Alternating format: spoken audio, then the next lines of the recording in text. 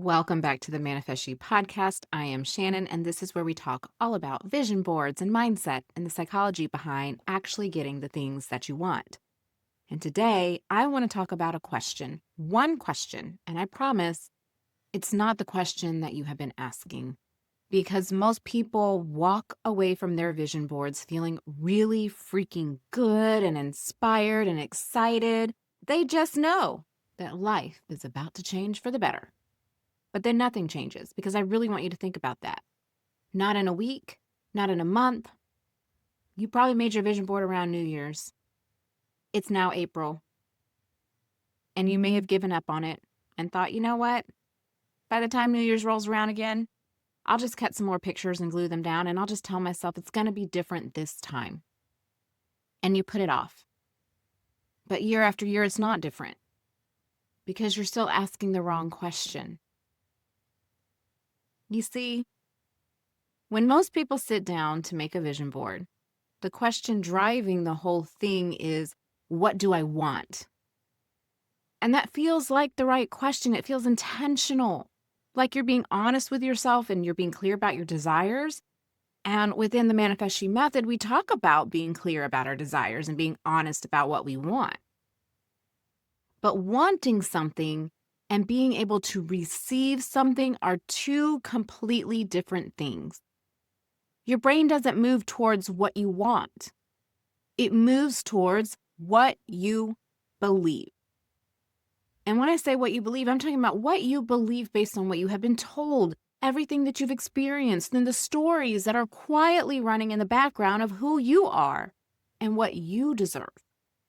So when you paste the photo of the beach house on your board and you stare at it every morning, but somewhere underneath that, you think that that life is for other people, your brain's not manifesting that beach house.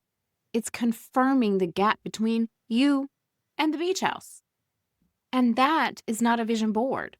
That is a fantasy collage. It is a craft project. And I say that with so much love because I've made plenty of them myself. But here's what nobody's saying. Here's what nobody really gets into. And that's the image is not the work. It's the starting point. Most people go about teaching vision boards or holding vision board workshops saying, find what you want, paste it down, and watch your life change. And so you've been misled to thinking that is the work. The work is different than just pasting a picture. It's understanding why did that image call to you and then getting really honest about whether you actually believe you can have it. Because the disconnect is the image and your identity, what you're looking at and what you believe yourself to be. Your vision board becomes something that you feel guilty about instead of inspired by because you constantly look at what you don't have. Since the question originally framed was, what do you want? And so then it's a reminder of what you want, but what you don't have. And most people never bridge that gap. I'm just going to be honest.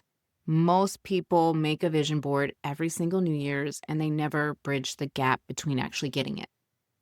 Sometimes people actually divert into then putting goals they know they can accomplish on their vision board instead of their true vision, because at least it can come true if I put something on there that I know I can make happen.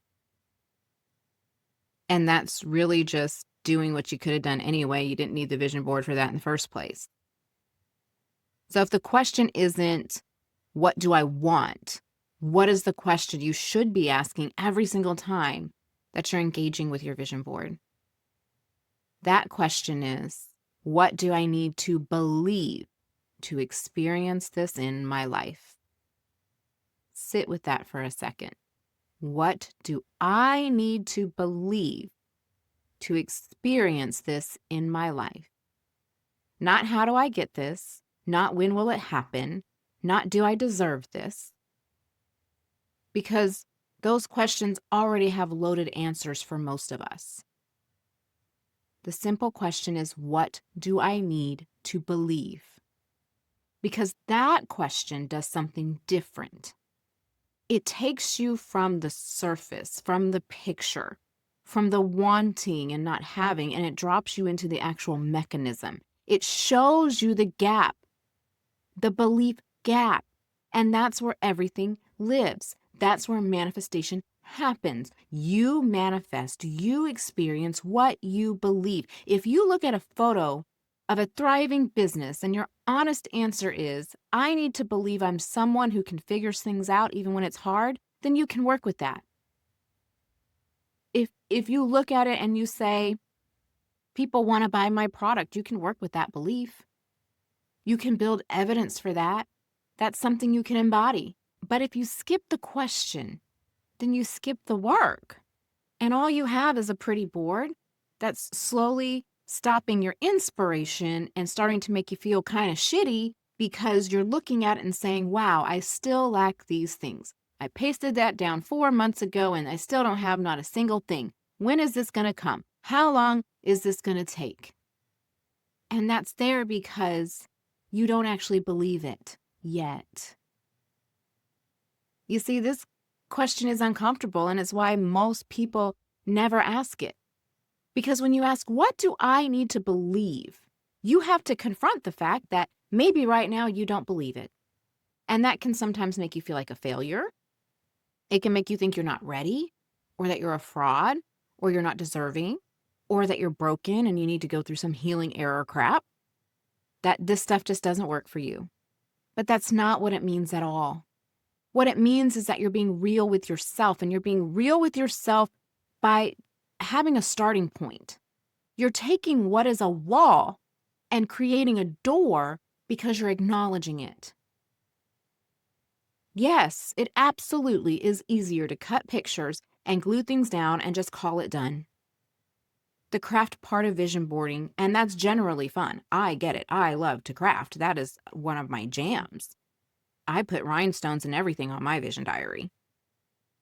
But you deserve more than decoration. You see, I don't stop at the decorating part.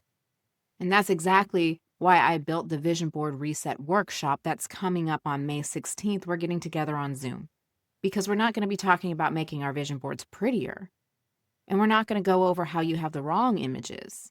We're going to go over how to ask the right questions so that when we make it, it can become our life.